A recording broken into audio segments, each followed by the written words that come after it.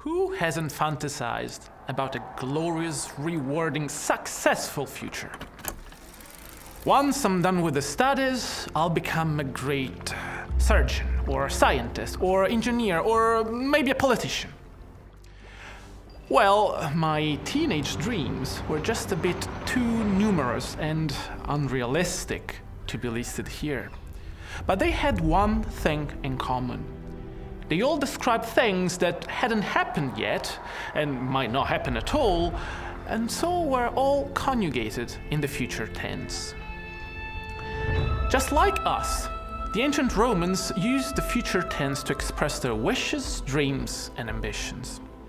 They would employ the participle of a given verb and conjugate it in the future tense. This is how the future participle was first created. Let's see how it works. This is thing 4.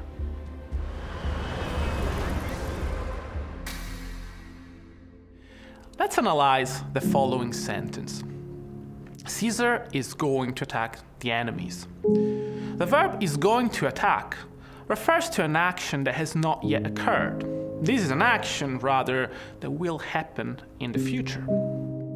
Can you spot any similarities between these examples? Caesar locuturus est. Caesar is going to speak. Caesar missurus est. Caesar is going to dispatch. Caesar laudaturus est. Caesar is going to praise. Yes, these are all made of 3 elements. Yes, the subject is always Caesar, and yes, est is present in each sentence. But there is more. Those 3 words which clearly resemble a verb, locuturus from loquor, missurus from mitto, and laudaturus from laudo, all present the same urus ending.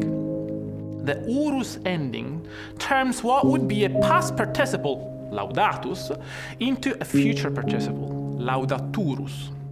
Thus, the correct translation of Caesar laudaturus est is Caesar is going to praise. Is going to praise, will be praising, is about to praise. Any of these translations would be absolutely correct.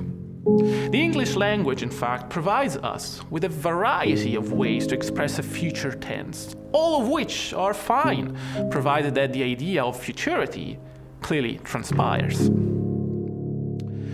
Just like the past participle, the future participle too employs the endings of the second declension nouns. So, how should we translate our original sentence, Caesar is going to attack the enemies? Well, that would be Caesar impetum in hostes facturus est. What if I altered the sentence slightly into I saw Caesar who was going to attack the enemies? In my new sentence, Caesar is no longer in the nominative, but rather in the accusative case. It is I myself who saw him, not Caesar seeing himself.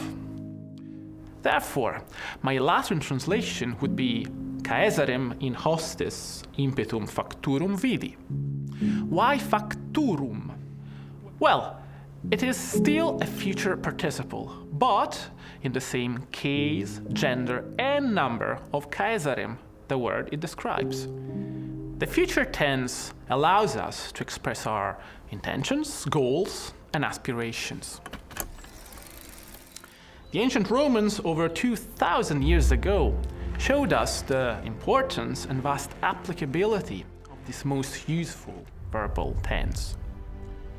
They showed us how to say what we might do with our own lives.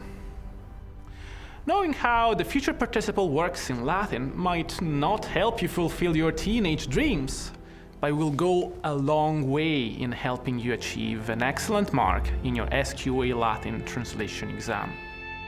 This was thing 4. Thanks for watching.